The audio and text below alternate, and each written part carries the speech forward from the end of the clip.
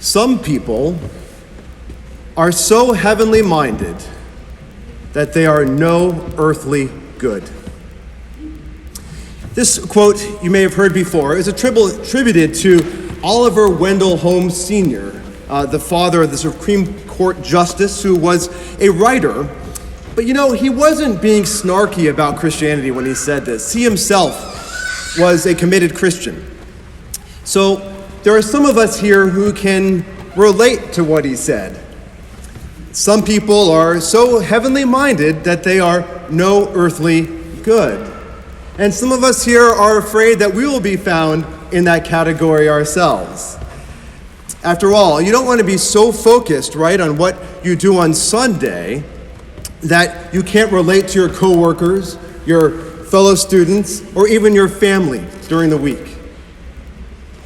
Actually, I'm familiar with a very prominent New Testament theologian, one who I respect, who said that when we read the letters, the words of St. Paul, as we heard today in the epistle, talking about we would rather be away from the body and at home with the Lord, he said that is the exception. That's not the dominant theme we see in scriptures.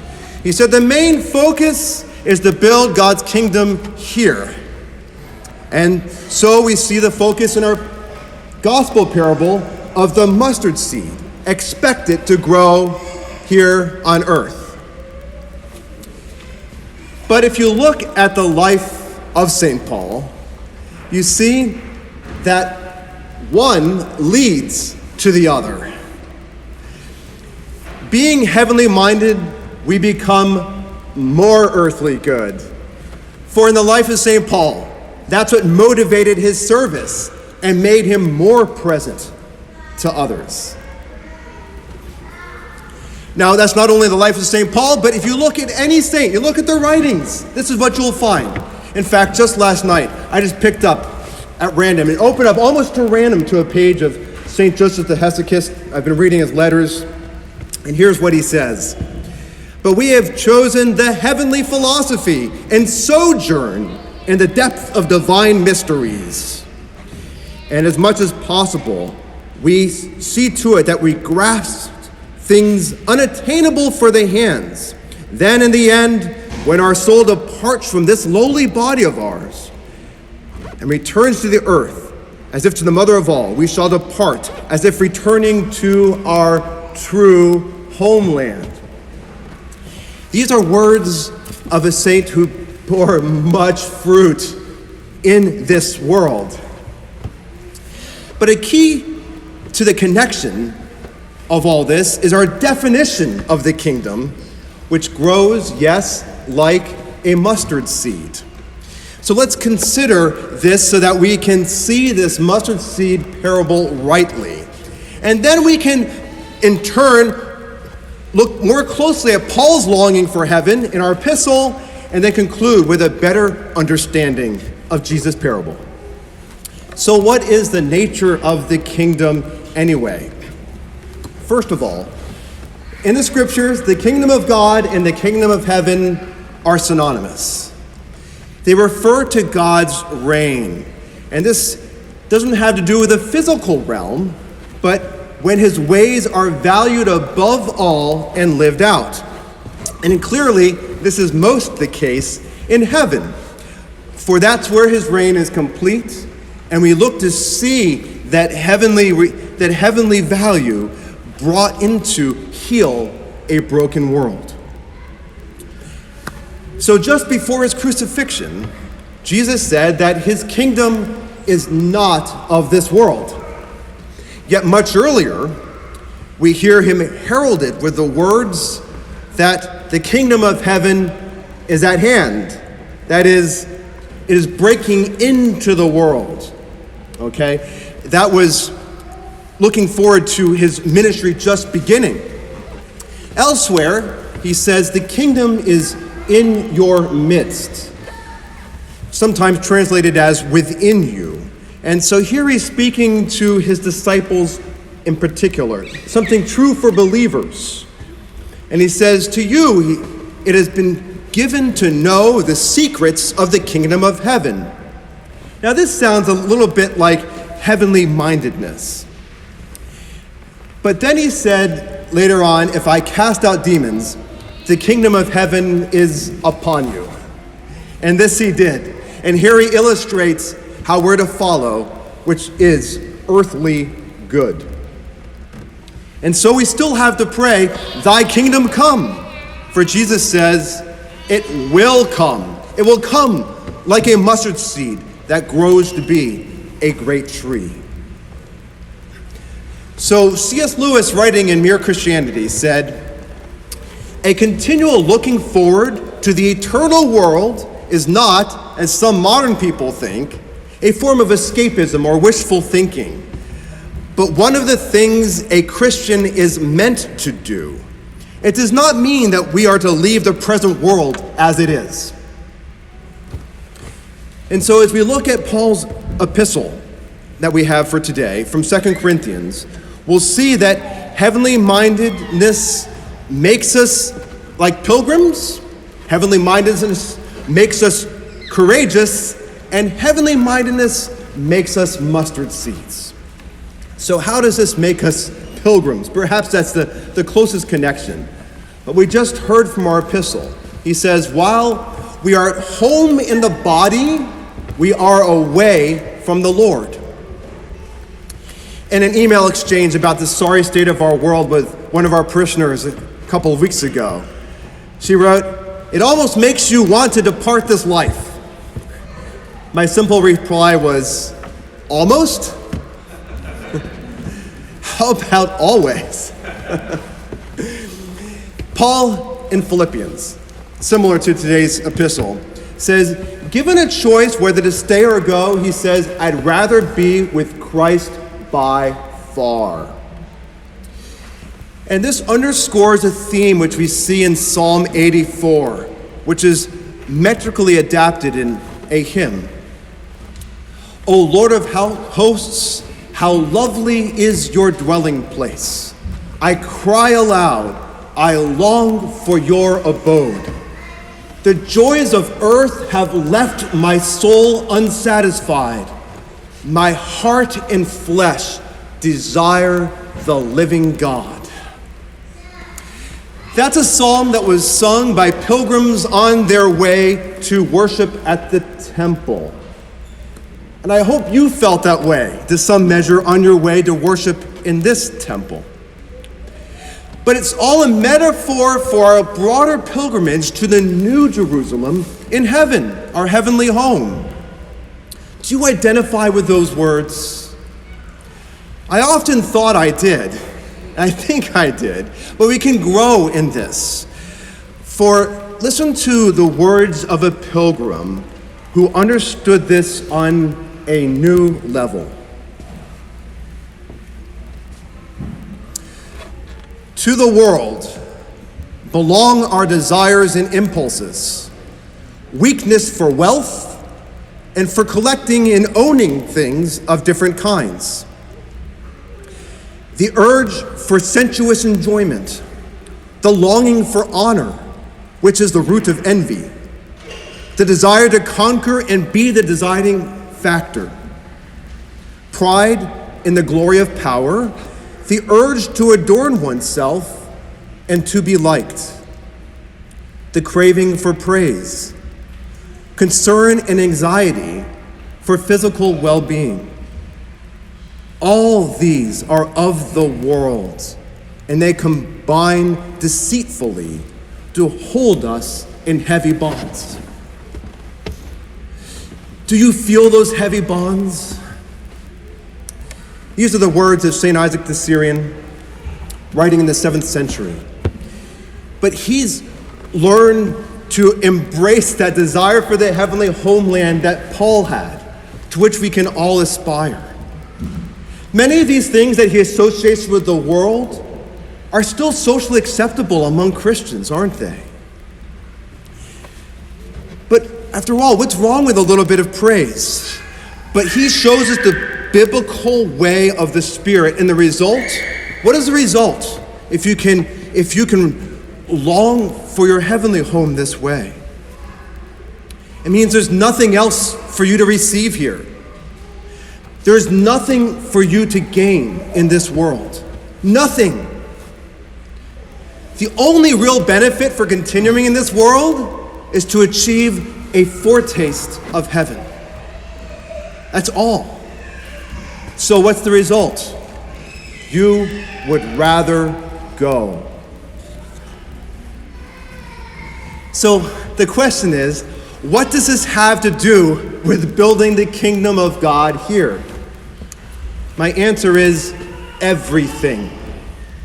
Because if this is your orientation, then why do you continue in this world? You live to give. That's all. You live to give. This is the conclusion of St. Paul, writing to the Corinthians.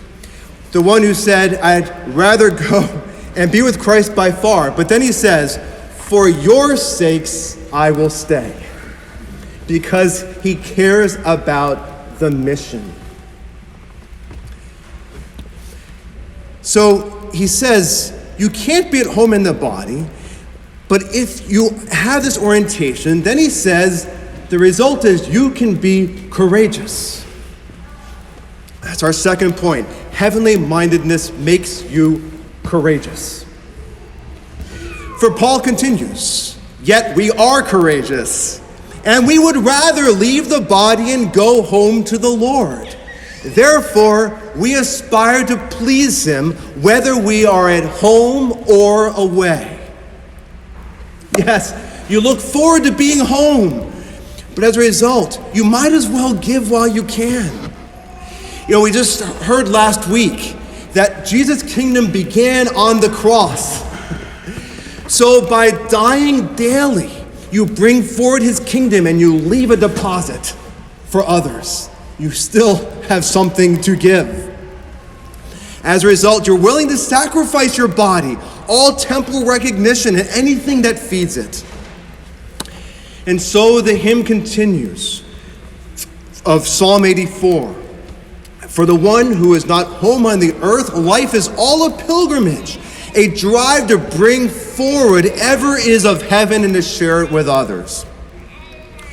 How happy those who have in you the strength they need, and in whose heart are Zion's pathways found. The desert sands, they make a place of water springs. The autumn rains refresh the barren ground. Those last two verses, literally translated in this psalm, are as they travel through the valley of Baca and they make it a spring. The valley of Baca literally is the place of weeping. This vale of tears, that's what this life is. But as we go through it, we leave pools of refreshing water for those who follow. And that, brothers and sisters, is earthly good.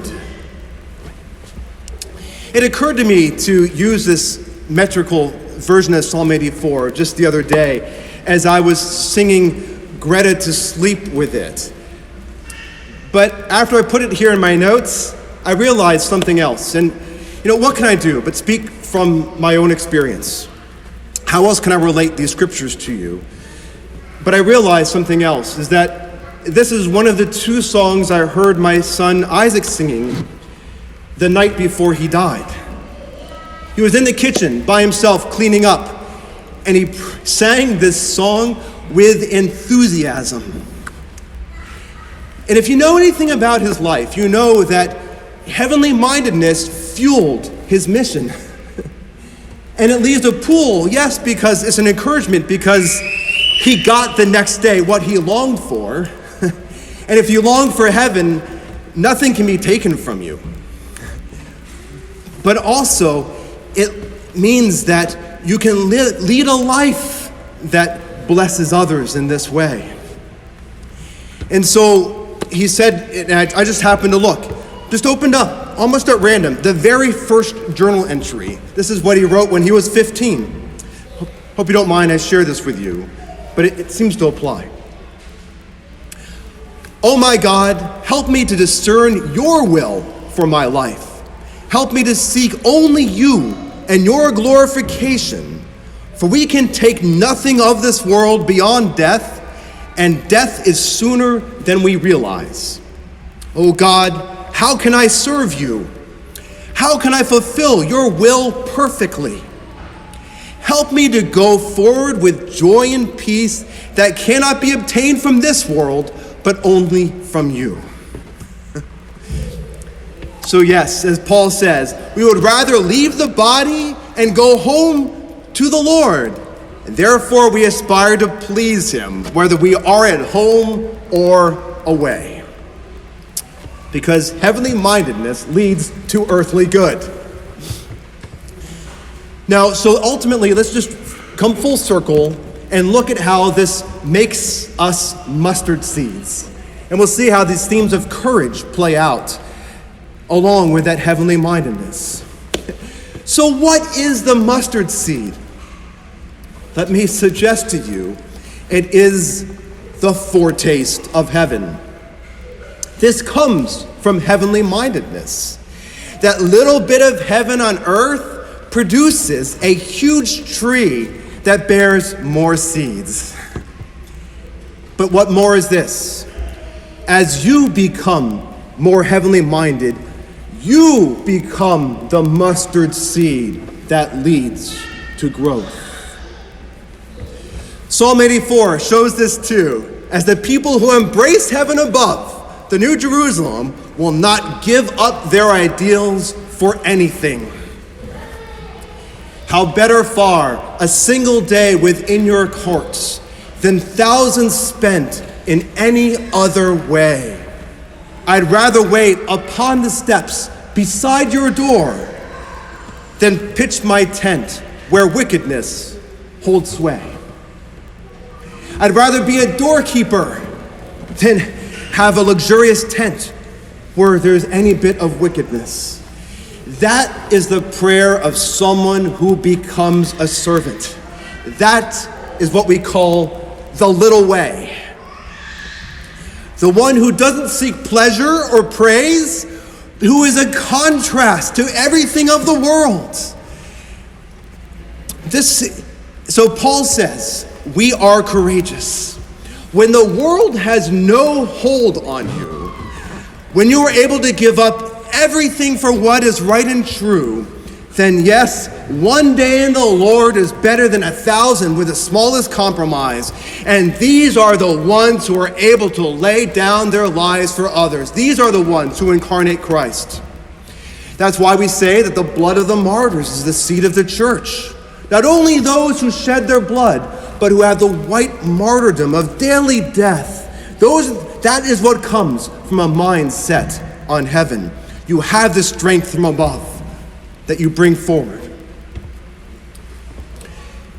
So, is it even possible to be heavenly minded in such a way that we're of no earthly use? Well, John Piper says, my problem is this. I've never met one of those people. I suspect that for every professing believer, he says, who is useless in this world because of otherworldliness, if that's possible, there are 100 who are useless because of this worldliness. Why?